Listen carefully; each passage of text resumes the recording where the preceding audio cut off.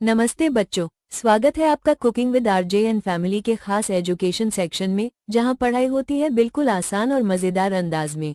आज हम एनसीईआरटी एवं सीबीएसई हिंदी क्षितिज पाठ 4 सांवले सपनों की याद के प्रश्न उत्तर पाठ से संबंधित अन्य अति लघु उत्तरीय प्रश्न तथा लघु उत्तरीय प्रश्न और साथ में इस पाठ के लेखक की जीवनी भी पढ़ेंगे।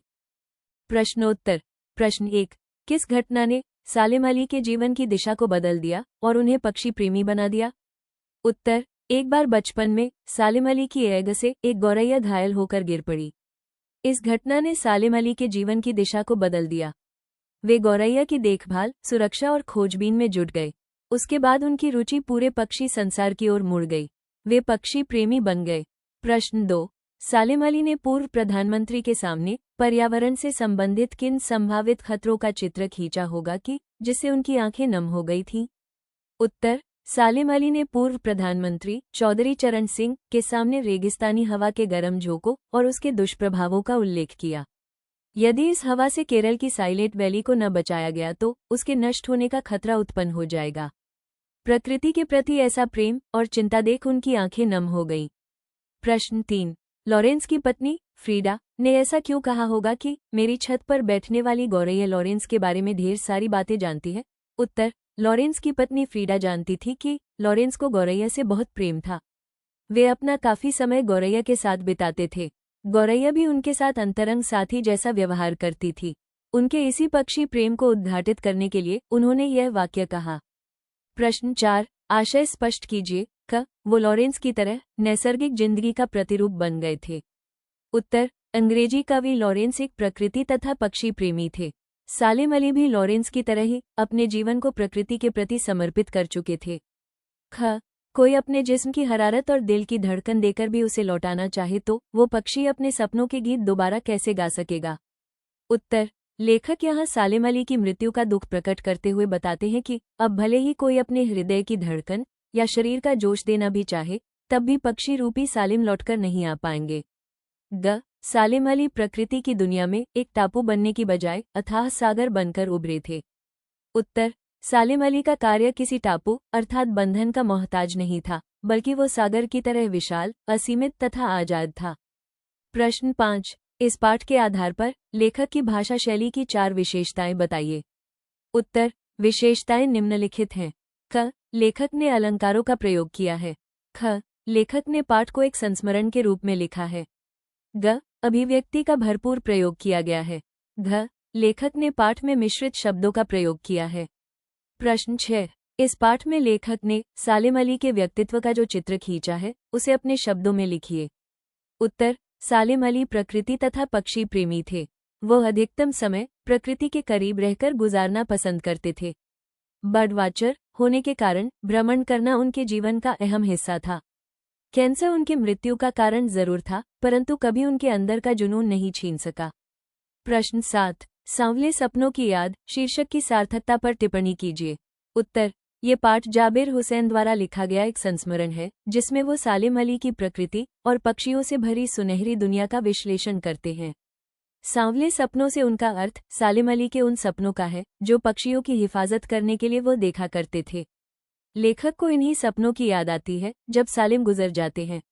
रचना और अभिव्यक्ति। प्रश्न 8। प्रस्तुत पाठ सालिम अली की पर्यावरण के प्रति चिंता को भी व्यक्त करता है। पर्यावरण को बचाने के लिए आप कैसे योगदान दे सकते हैं? उत्तर। पर्यावरण को बचाने के कुछ तरीके हैं। क खुले में शौच न करना। ख सार्वजनिक परिवहन का प्रयोग करना। ग नदियों के पानी को प्रदूषित न करना। घ वन व पेड़ों को न काटना तथा अधिक से अधिक पौधारोपण करना। पाठ से संबंधित अन्य अति लघु उत्तरीय प्रश्न। प्रश्न। सालिम की मृत्यु से सबसे बड़ा नुकसान किसे हुआ होगा? उत्तर। प्रकृति को और पक्षियों को। प्रश्न। सालिम अली के अनुसार लोग पक्षियों को किसकी नज़र से देखना चाहते हैं? उत्तर। आदमी की। प्रश्न। सालिम अली किस विषय में प्रधानमंत्री से मिलने गए थे? उत्तर। साइलेंट वैली को बचाने हेतु। प्रश्न। पक्षी विज्ञानी सालिम अली किसकी तरह प्रकृति में विलीन हो रहे हैं? उत्तर। वन पक्षियों की तरह। प्रश्न। सालिम अली का ज्ञान की तुलना किससे की गई है? उत्तर। अथाह सागर से। प्रश्न। सालिम अली को एक और नाम से जाना जाता है। बताइए वो नाम क्या है? उत्तर। Bird angel. प्रश्न, सालेम अली की पुस्तक का क्या नाम था? उत्तर, फॉल ऑफ द स्पैरो। प्रश्न, सालेम अली की जीवन संगिनी का क्या नाम था? उत्तर, तहमीना। प्रश्न, लॉरेंस की पत्नी का क्या नाम था? उत्तर, फ्रीडा। प्रश्न, किनके लिए सालेम अली हमेशा एक पहेली बने रहेंगे? उत्तर, जटिल प्राणियों के लिए। प्रश्न, सालेम अली की मृत्यु किस कारण से हुई थी? उत्तर, कैंसर के कारण। प्रश्न, डीएच लॉरेंस किस भाषा के अच्छे उपन्यासकार तथा कवि थे? उत्तर, अंग्रेजी। प्रश्न, साइलेंट वैली किसे कहा गया है? उत्तर, केरल के वर्षावन। पाठ से संबंधित अन्य लघु उत्तरीय प्रश्न, सालेम अली को लेखक ने किस तरह से याद किया है? उत्तर, लेखक ने सालेम अली को पक्षी प्रेमी के रूप में याद किया है, जो प्रकृति और पक्षियों के प्रति असीम प्रेम और समर्पण के प्रतीक थे। उनकी मृत्यु को लेखक ने एक सैलानी के आखिरी पलायन की तरह बताया है। सालेम अली ने पक्षियों की तलाश और उनकी हिफाजत को अपने जीवन का उद्देश्य बना लिया था। प्रश्न, सालेम अली का व्यक्तित्व किन आदर्शों पर आधारित था? उत्तर, सालेम अली का व्यक्तित्व प्रकृति के प्रति प्रेम, संरक्षण के प्रति समर्पण और पक्षियों के प्रति संवेदनशीलता पर आधारित था। प्रश्न, सालेम अली के जीवन में तहमीना का क्या योगदान था? उत्तर, सालेम अली ने अपनी जीवन संगिनी के रूप में तहमीना को चुना, जो उनके स्कूल की सहपाठी थी। तहमीना ने हर परिस्थिति में सालेम अली का साथ दिया और उनके कार्यों में उनका सहयोग किया। वे उनके जीवन का अभिन्न हिस्सा थी। प्रश्न, लेखक ने वृंदावन का वर्णन किस प्रकार किया है? उत्तर, लेखक ने वृंदावन का वर्णन करते हुए कहा है कि भले ही कृष्ण के बचपन की शरारतों को किसी ने नहीं देखा हो, लेकिन वृंदावन का सांवला पानी, घने पेड़ों की छांव और वहां की पवित्रता आज भी कृष्ण की याद दिलाती है। जैसे कृष्ण का जादू वृंदावन से जुड़ा है, वैसे ही सालेम अली का पक्षी प्रेम भी हमेशा याद किया जाएगा। प्रश्न, सालेम अली के जीवन का सबसे बड़ा योगदान क्या माना जा सकता है?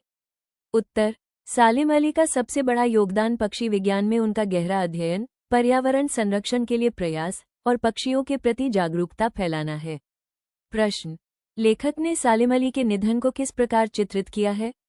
उत्तर, लेखक ने सालेम अली के निधन को एक सैलानी के आखिरी पलायन के रूप में चित्रित किया है। प्रश्न, सालेम अली की जीवनशैली और उनके व्यक्तित्व की मुख्य विशेषताएं बताइए। उत्तर, सालेम अली एक भ्रमणशील व्यक्ति थे, जिनका पूरा जीवन पक्षियों के अध्ययन और उनकी हिफाजत में बीता। वे प्रकृति को समझने और उसे संरक्षित करने के लिए समर्पित थे। वे दूरबीन लेकर पक्षियों को निहारते रहते थे, यहाँ तक कि अपने जीवन के अंतिम समय में भी यही करते रहे। उन्होंने अपनी आत्मकथा का नाम फॉल ऑफ स्पैरो रखा, जिसमें उन्होंने पक्षियों के साथ अपने अनुभवों को साझा किया। प्रश्न, सालेम अली ने पर्यावरण संरक्षण के लिए क्या योगदान दिया? उत्तर, सालेम अली ने केरल की साइलेंट वैली को रेगिस्तानी हवाओं से बचाने का अनुरोध पूर्व प्रधानमंत्री चौधरी चरण सिंह से किया। उन्होंने पर्यावरण के संभावित खतरों के बारे में जागरूकता फैलाई। उनके प्रयासों ने सरकार और आम लोगों को पर्यावरण संरक्षण के प्रति संवेदनशील बनाया। प्रश्न, सालेम अली की आत्मकथा में कौन कौन सी घटनाओं का जिक्र किया गया है? उत्तर, सालेम अली की आत्मकथा फॉल ऑफ स्पैरो में उनके पक्षी प्रेम, भ्रमण के अनुभव और पर्यावरण संरक्षण के प्रयासों का उल्लेख किया गया है। प्रश्न, सालेम अली के पक्षी प्रेम की शुरुआत कैसे हुई? उत्तर, बचपन में सालेम अली ने एगा से एक गोरैया का शिकार किया था, लेकिन उस घटना ने उनके मन में पक्षियों के प्रति गहरी संवेदना जगा दी। इसके बाद वे पक्षियों के प्रेमी बन गए और पक्षी विज्ञान में रुचि लेने लगे। प्रश्न, फॉल ऑफ स्पैरो का नाम सालेम अली ने क्यों चुना? उत्तर, फॉल ऑफ स्पैरो का नाम सालेम अली ने अपनी आत्मकथा के लिए इसलिए चुना क्योंकि यह उनके जीवन के पक्षियों से जुड़ी घटनाओं और अनुभवों का प्रतीक था। यह उनके पक्षी प्रेम और उनकी जीवन यात्रा को दर्शाता है। प्रश्न, सालेम अली की मृत्यु का मुख्य कारण क्या था और उनका अंतिम समय कैसा बीता? उत्तर, सालेम अली की मृत्यु का मुख्य कारण कैंसर था। उनका अंतिम समय भी पक्षियों को निहारते हुए और प्रकृति के करीब बीता। वे अपने समर्पण और जिजीविषा का प्रतीक बनकर विदा हुए। प्रश्न, सालेम अली ने चौधरी चरण सिंह से क्या अनुरोध किया था? उत्तर, सालेम अली ने चौधरी चरण सिंह से केरल की साइलेंट वैली को रेगिस्तानी हवाओं से बचाने का अनुरोध किया था। उनके प्रयासों ने पर्यावरण संरक्षण के महत्व को उजागर किया। जाबिर हुसैन का जीवन परिचय। जाबिर हुसैन एक प्रसिद्ध भारतीय लेखक, इतिहासकार और राजनीतिज्ञ थे। उनका जन्म 5 जून 1945 को बिहार के नालंदा जिले के नोन्ही गांव में हुआ था। वे अंग्रेजी भाषा और साहित्य के प्राध्यापक रहे और सक्रिय राजनीति में भी शामिल थे। 1977 में वे मुंगेर से बिहार विधानसभा के सदस्य चुने गए और मंत्री भी बने। जाबिर हुसैन ने अपने लेखन में आम आदमी के संघर्षों को दर्शाया है। जाबिर हुसैन ने उर्दू फारसी की लगभग 50 पांडुलिपियों का संपादन भी किया है। उनकी हिंदी रचनाएं डोला बीबी का मजार, अतीत का चेहरा, लोगा, एक नदी रेत भरी प्रमुख हैं। ये प्रश्न उत्तर आपको कैसे लगे? अगर अच्छे लगे हैं तो सब्सक्राइब और लाइक करें तथा वीडियो को शेयर करें। अगला वीडियो कौन सा चाहिए कमेंट करें।